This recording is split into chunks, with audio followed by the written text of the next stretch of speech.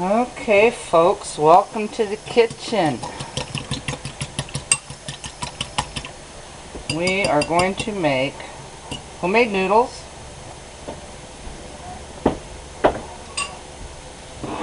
that we are going to pour home canned venison with wild lobster mushroom stroganoff over.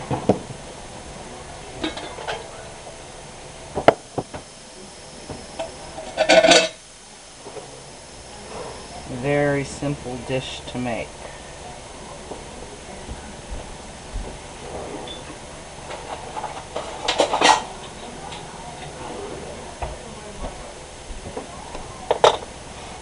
I am going to start by making a roux for my sauce.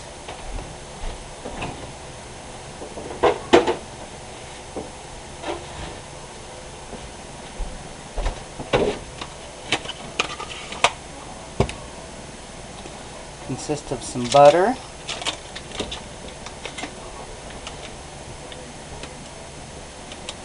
I'm going to go with half of one of these.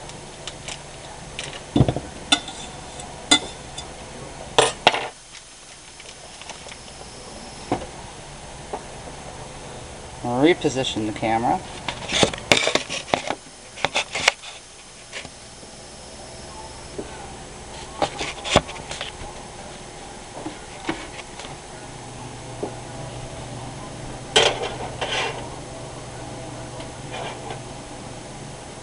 And some flour.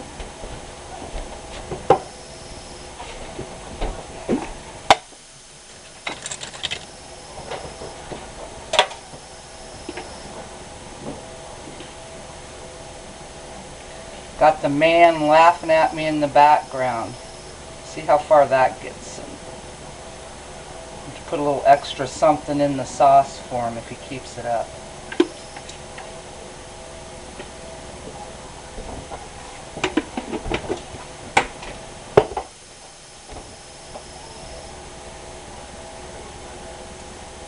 Okay, we resume. The butter melted, threw a little bit of flour in there. Start adding my milk.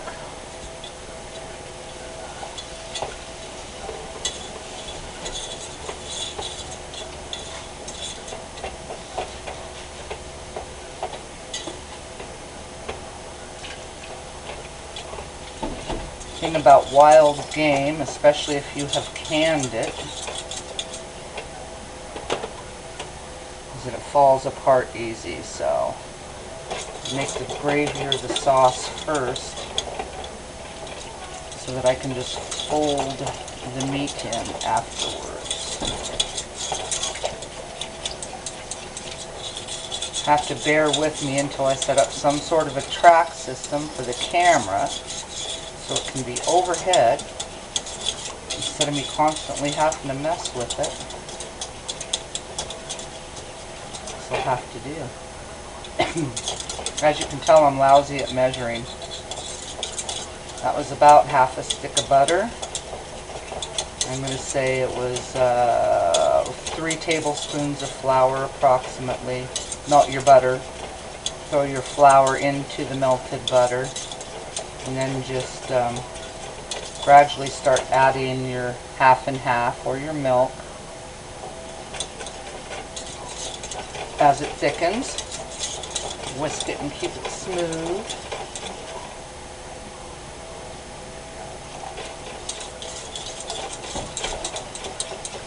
You want it somewhat thick but not real pasty thick.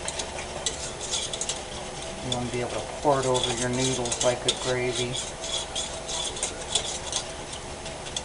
I'm going to let it be a little bit thicker than gravy because I have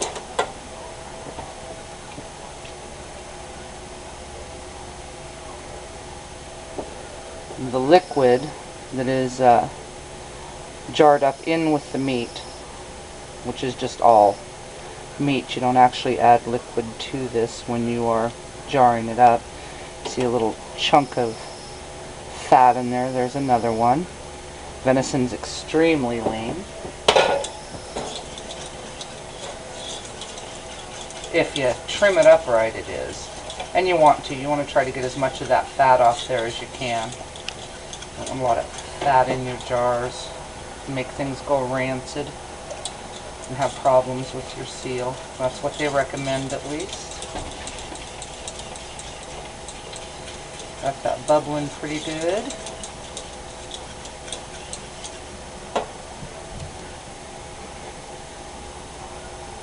Now in the past I would probably be throwing onions in there. My honey doesn't like onions, but a good dose of garlic is always good.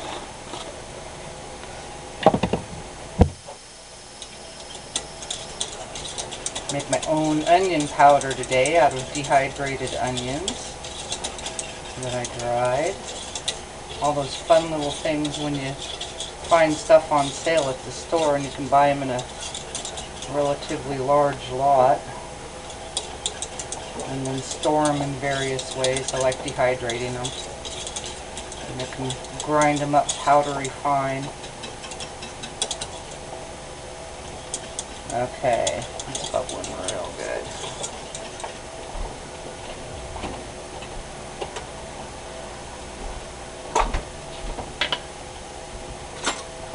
Now I'm going to put probably about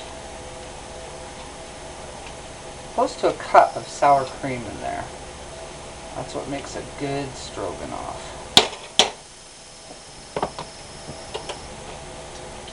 Whisk that in. I've reduced the heat.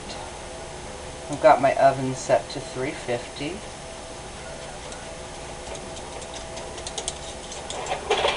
So if you can see, it's kind of thick, but like I said, I'm trying to compensate for the liquids that are in the jar because that's where all the flavor is. First goes the mushrooms. Fresh picked this fall, lobster mushrooms. Got them growing all over the place. Discovered a nice patch up here on the hill this year. Mushroom season's only about 3 months away. I can't wait. I'm starving for morels. I love them fresh. Great to be able to dry some and have them for the winter, but there's just nothing better than a fresh morel. Pop open our lobster mushrooms. I am going to drain the juice off those. Lobster mushrooms have a peppery flavor to them.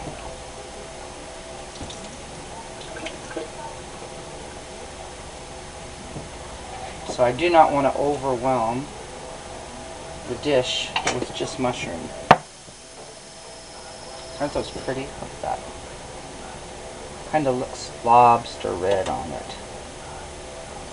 And I'm going to fold that in. Some fresh ground pepper. I know, you're thinking that doesn't look like stroganoff. It will. Now, the venison.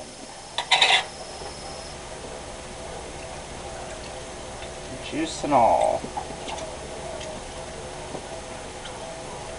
And like I said, home canned wild meat. See how it's just falling apart? I can just squish it. It falls apart. So tender. So yummy.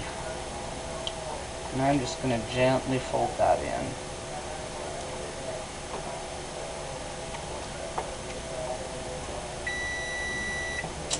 My oven is ready.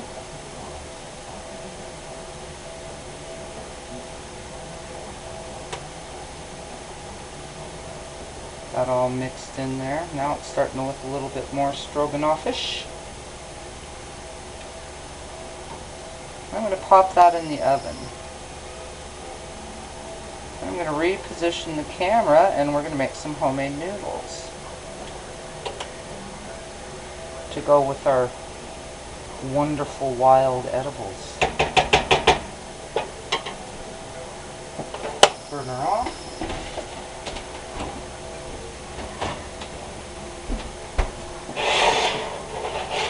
Normally I would cover that, but my gravy is a little thinner than I would care for it to be. So I'm going to leave it uncovered so that the moisture can come out of it and it can thicken a bit. In the oven she goes. Okay, reposition. Okay, we're back. Noodle time.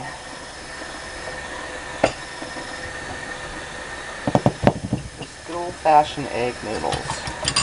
That's a little over a cup of flour, cup and a half. To that,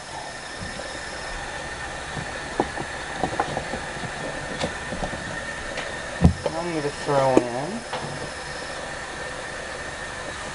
about half a teaspoon of sea salt.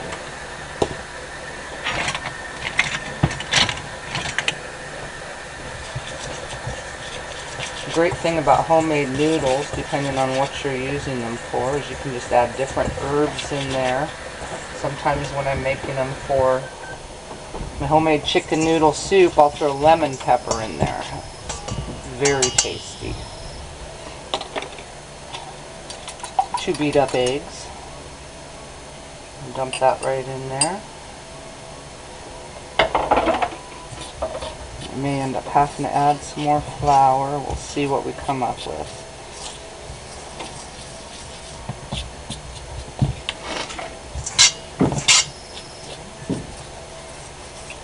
Just mixing it all up.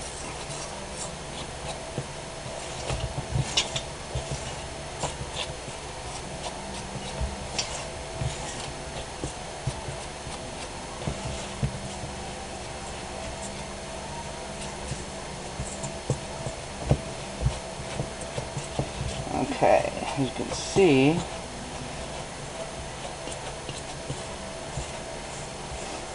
I'm going to need a little bit more liquid in there to get the dough to kind of ball, but I don't need a whole nother egg. So I'm just going to use a little bit of cold water.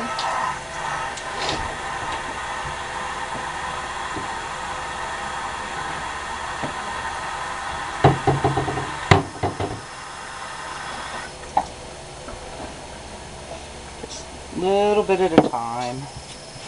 You want to try to keep your mix as dry as you possibly can.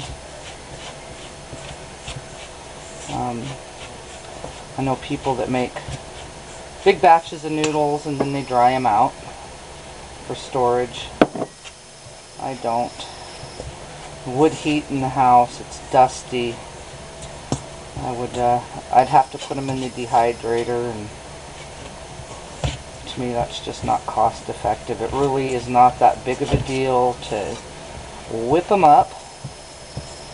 It's not that time consuming. Probably takes about as long to make them as it does to boil the water to cook them. So, and then that's just, I don't know, the less electricity that you use, I think, the better. Okay, that's starting to ball up nice. Time to get in there with the fingers. It's a messy process, but it's sure good when it's done. And see, I only needed another, I think I might have put maybe a teaspoon of extra moisture in there.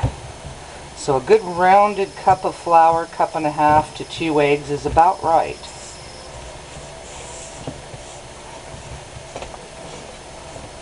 And see, we've got a nice ball of dough there. Now you can roll this out in between parchment paper or wax paper if you like. I, however, prefer to use the flour just because it's that much more moisture it'll pull out of the pasta for you.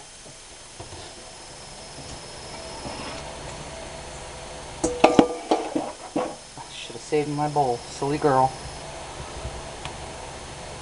Flour both sides so it doesn't stick to my pin. Nothing worse than dough sticking to your pin.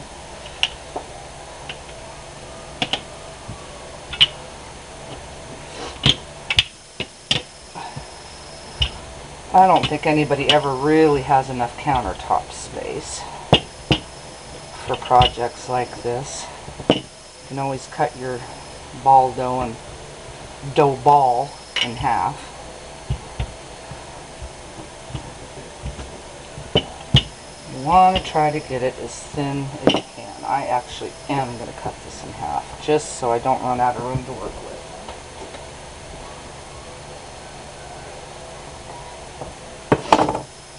I'll just lay that one to the side.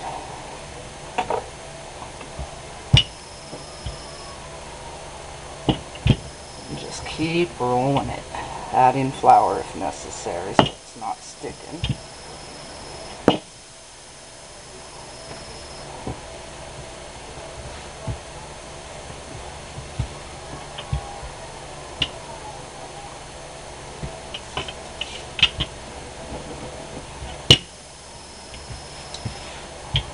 I used to have this cool little gadget that I used. It was supposed to be for dicing green peppers and onions. Little rotary cutter thing. Never particularly liked it for that application, but if I can find it, it's a handy tool for pasta.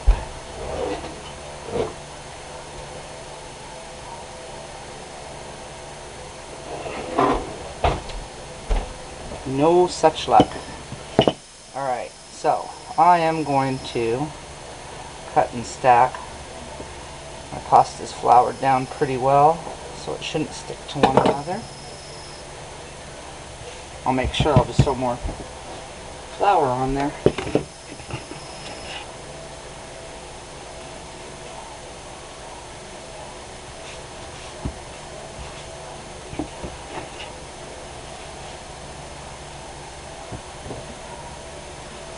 I'm just going to cut my pasta.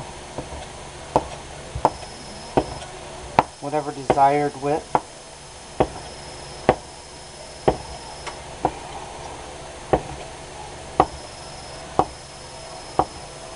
If you like a wider noodle, I like them about the width of a cooked fettuccine pasta.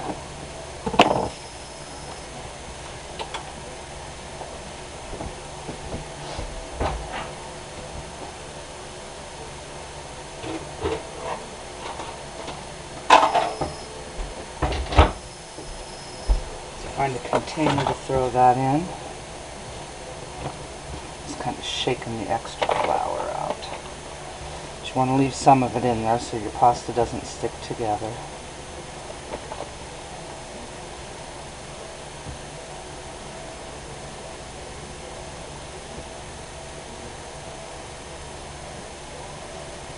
Alright.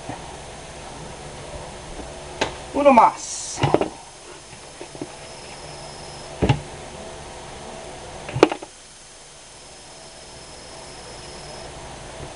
Pasta down there.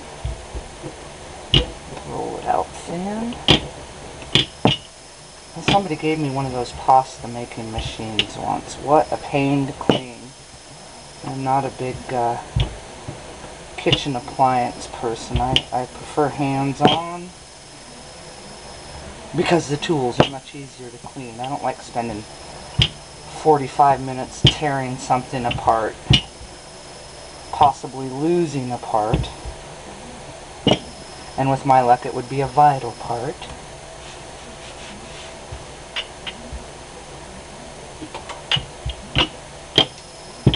And I was taught the good old-fashioned way. My grandmother didn't have all those fancy kitchen gadgets.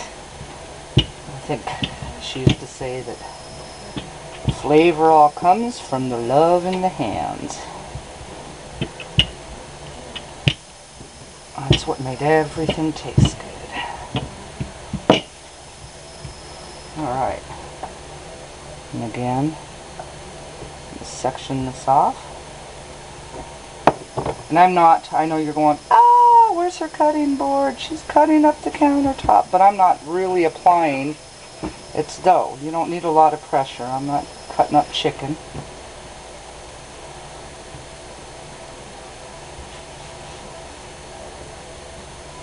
I'm just lightly pressing.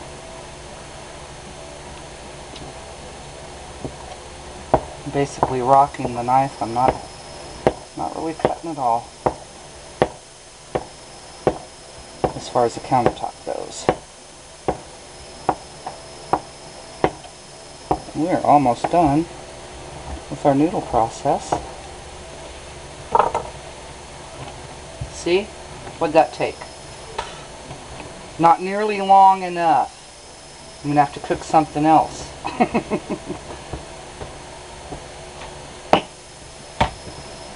And so those in there with the other ones.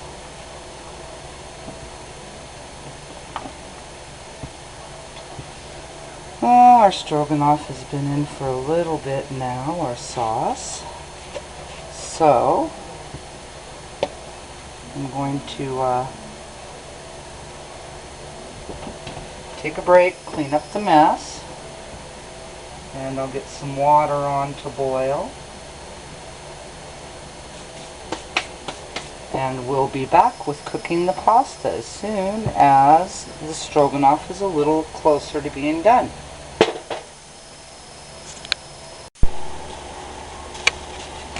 Okay, we're back. As you can see, the water she's a-boiling. You want a good, hearty, rolling boil for homemade noodles. I'm a big fan of olive oil. Throw a little olive oil in there. And I'm going to take the pasta and just kind of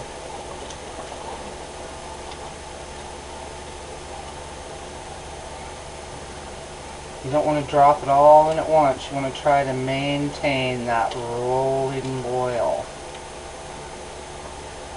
Otherwise, your pasta will all sink to the bottom and stick together. You don't want that.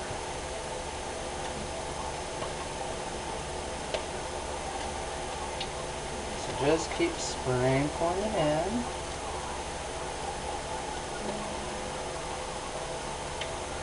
And I think I'm going to do something different this time. I love experimenting. I just can't resist. I know, if it ain't broke, why fix it? I don't know. Just to see if I can. See if I can do it differently.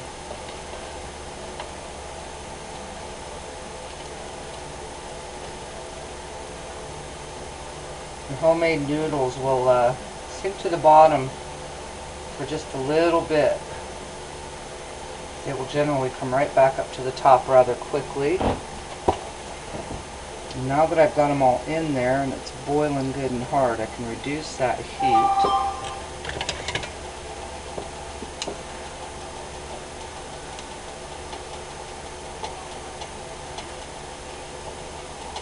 Get some boiling over.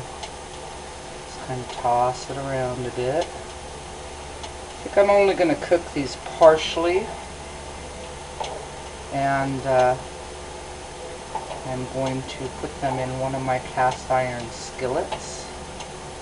And then I'm going to put the sauce over the top of them that's in the oven and put it back in the oven for a while so that the noodles have the opportunity to soak in some of that sauce, to absorb it.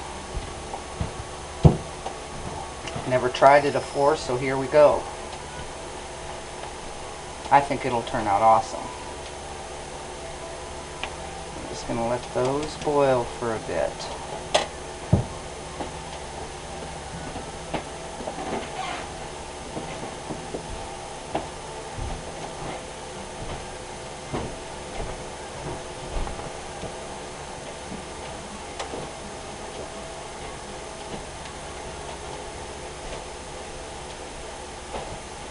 And by the time they're done, you can kind of see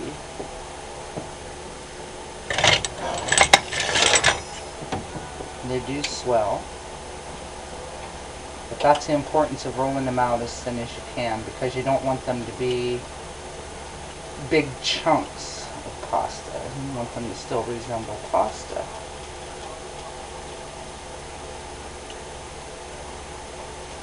They are swelling, they are cooking, they're doing good. It'll be like a wide egg noodle when you're finished.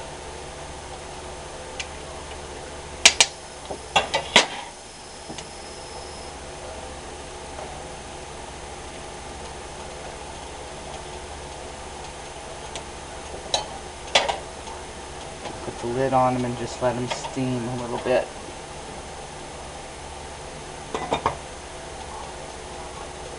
About medium heat. I'm going to give them probably about 3 minutes. So back in 3 minutes.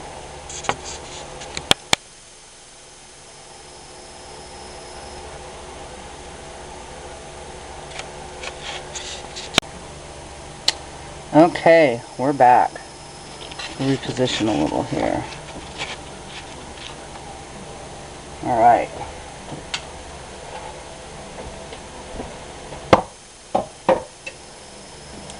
Get the pasta out.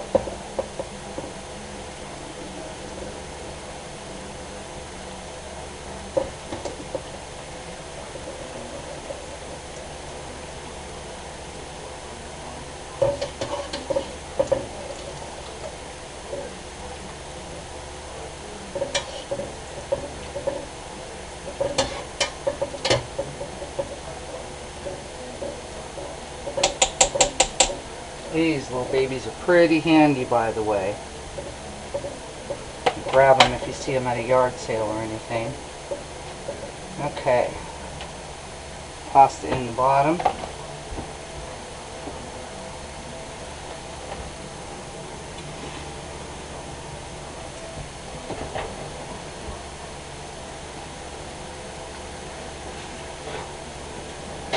Grab the stroganoff out. You can see that's all nice and bubbling. Glad I remembered to put an oven mitt on.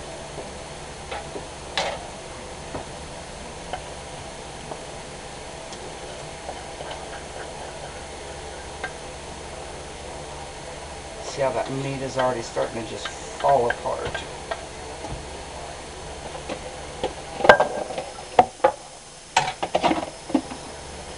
Okay, just a quick gentle toss, everything mixed.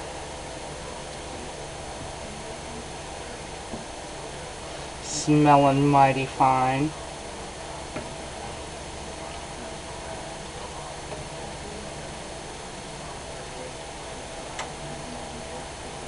Doesn't that look awesome?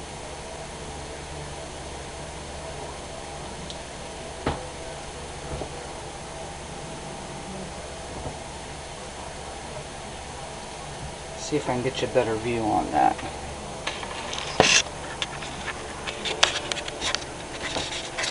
Oh yeah, that's what I'm talking about. Yummy goodness.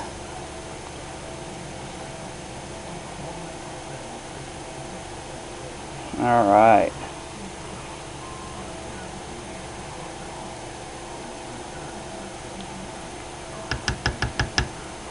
Okay, in the oven she goes for just a few minutes. Just opportunity for that sauce to soak in those noodles a little bit.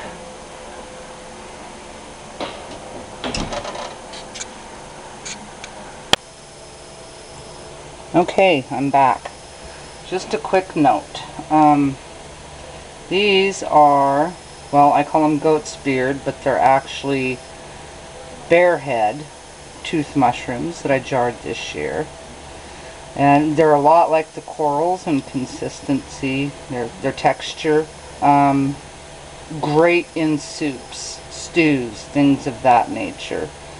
Vegetable bisque. Awesome. They're a lot like the corals. You can also, now I've never tried drying these. I suppose I'll attempt that this year. I've canned them like the corals, and also another way to preserve them is putting them in a freezer container, filling them full of water and freezing them. I'm trying really hard to get away from freezing things and not relying so much on the freezer. The lobster mushrooms, you can see the nice, obviously why they're called lobster mushrooms, that color. Again, peppery flavor. Now these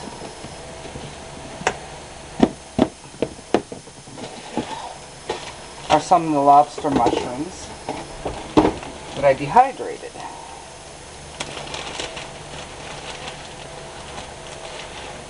And that's a lot like what they look like out in the wild.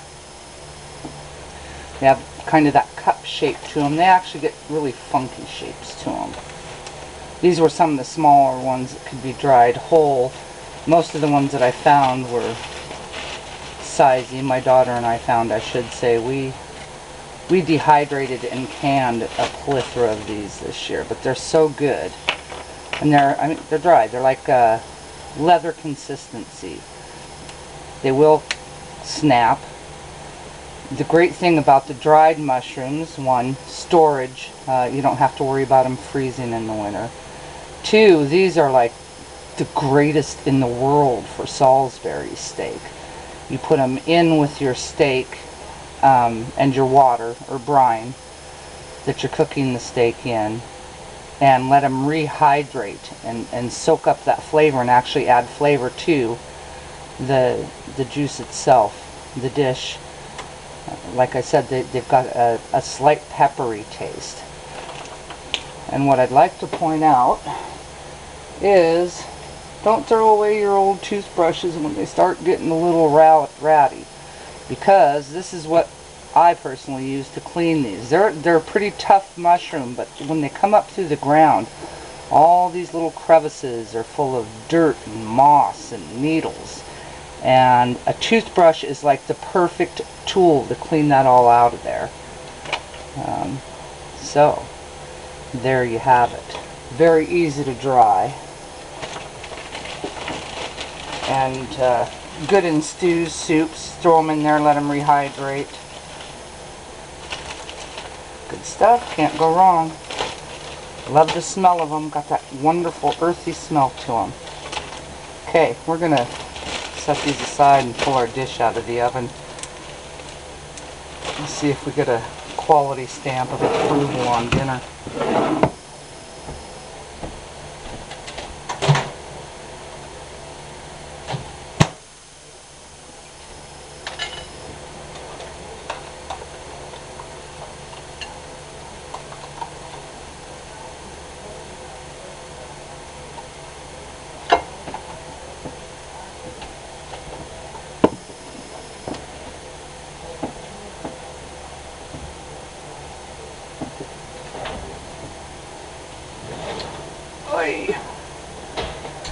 That's a heavy pan. Okay, you can see that's more congealed than it was.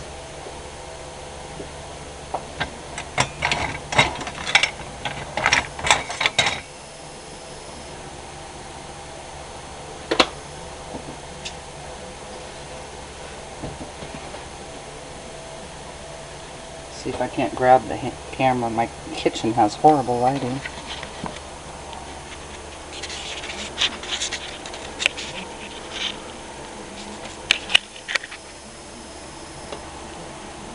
There we go.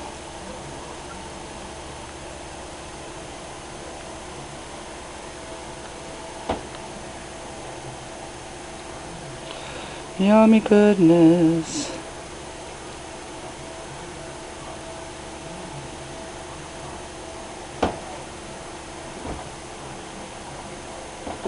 That look awesome.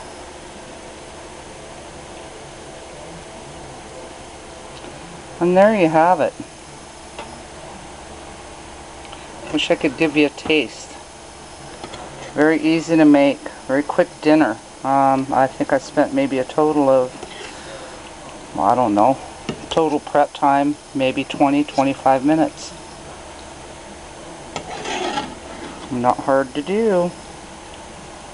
Alright, bon appetit, and I'll be seeing you on the next project.